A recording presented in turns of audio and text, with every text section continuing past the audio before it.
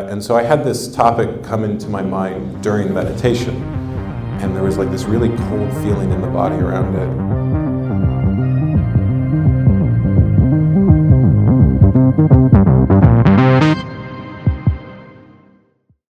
So it's a little easier to explain now that you've seen it, because I've had a lot of people ask, why would you make a documentary about circumcision? And then you see it and you're like, oh, I did not realize all of that.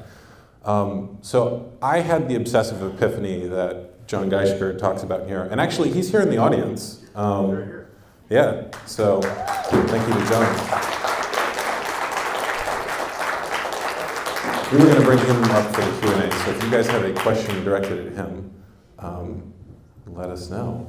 But I had that obsessive epiphany, and initially when I went through a period in my life where I was in general letting go of old patterns that didn't serve me and things that I'd picked up in childhood that I was letting go of. And I ran across this issue, and every time I ran across it, I thought, well, there's nothing I can do about that now.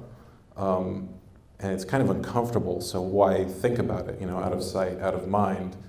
And it wasn't until later when I have a meditation practice and I was doing that, and in meditation you just be present with whatever comes up without without judging it, without adding to it or anything like that. And so I had this topic come into my mind during meditation, and there was like this really cold feeling in the body around it, and I just sort of thought, that was strange, like what was that? And I pay attention to what comes up in that space, and so I started researching.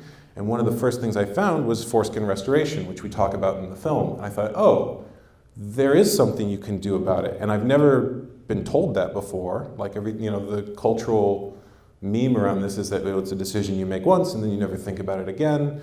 But there was this whole other thing I didn't know about. So I started researching everything I could. And I have a background as a filmmaker. I work as a freelance editor. That's what I went to film school for. And so I was feeling very depressed for like a month after learning all of this. And I needed a way to move that energy in some way. I was talking to a friend who does documentary filmmaking and cinematography, and I was sharing with her some of the things that I'd learned. And she said, Brendan, I'm working on 3 documentaries right now. What you're telling me is more interesting than all of them. Why are you not making a film about this? And I was like, that's an interesting idea.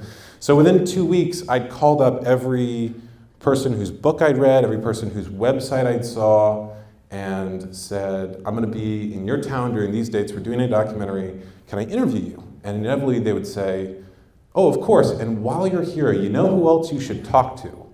And so I started finding the interview subjects that maybe didn't have a website or weren't that publicly known, and that was it. It was just down the wormhole for 6 years making that.